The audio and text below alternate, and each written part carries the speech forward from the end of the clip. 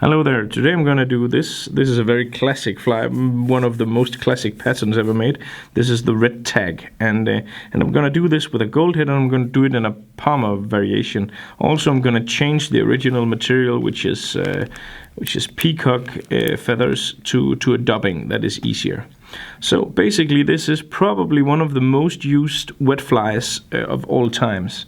I'm going to tie this on the new Arex hook. The FV 580, a nice wet fly hook in a size 6, because, well, basically that's very good size for a lot of different things.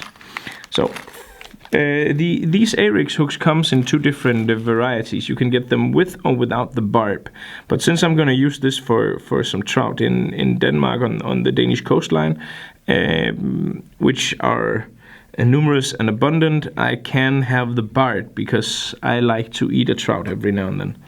So basically, you start up with your black standard tying thread, and you move all the way down to the hook bend, preferably on this hook about where the hook barb is, but about the bend. Then I'm gonna take some wool yarn.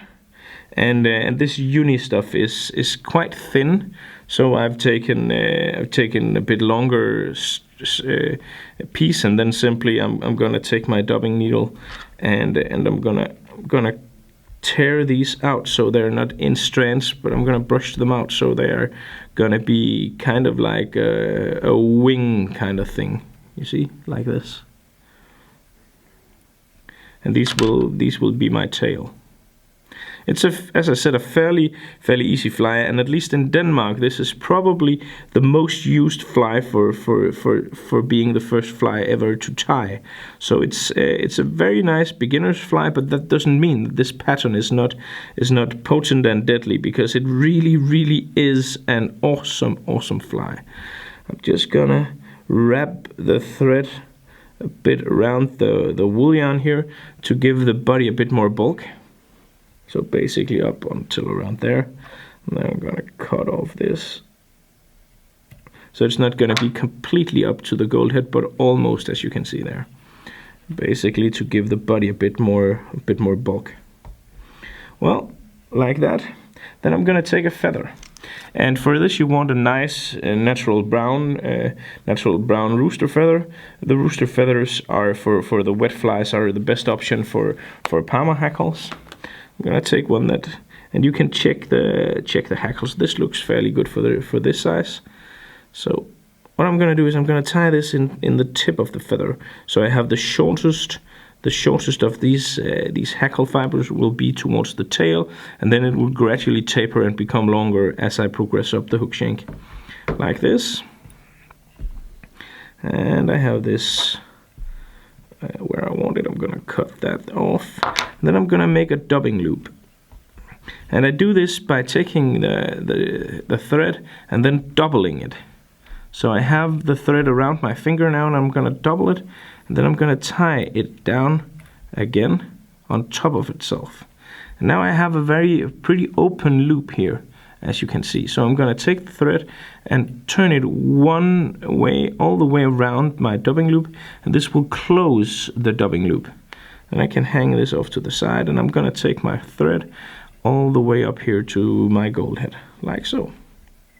Then I'm gonna take some ice dubbing in the peacock color, really cool color, and it looks very much like the real peacock feathers, except that this is a bit more shiny, and it's not easier to work with. Well, I guess it is a bit, but this is more.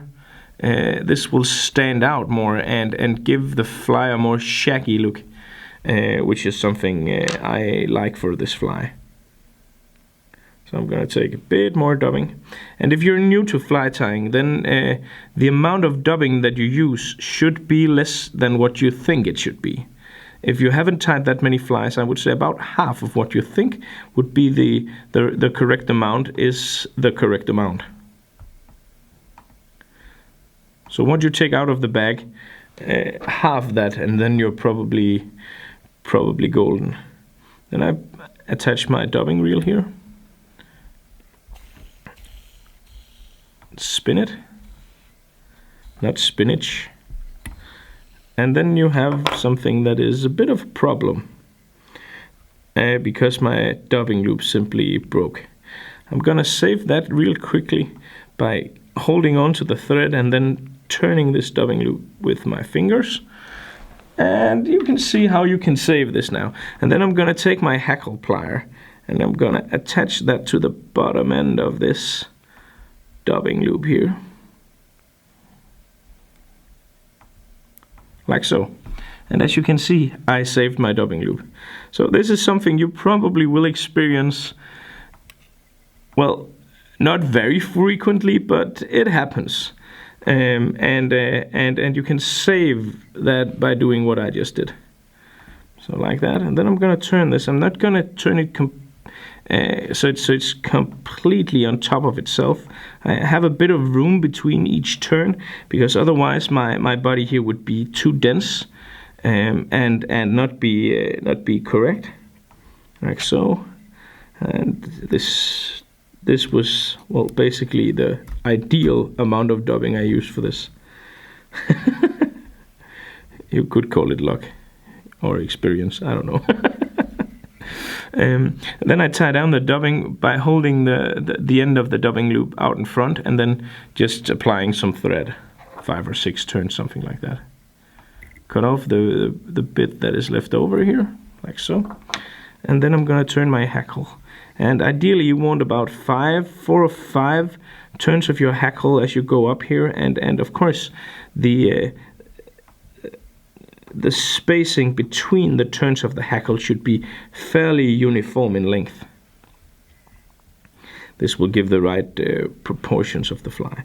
And then in the front of the fly here, I'm gonna tie it 1 or 2 or 3 times to give it a bit more bulk and a bit more hackle at the end of this fly. And then I'm gonna tie down the hackle feather exactly like before, simply by holding this a bit forward and then turning your thread in between the hackle and the gold head so that the end of the feather is firmly secured, like that.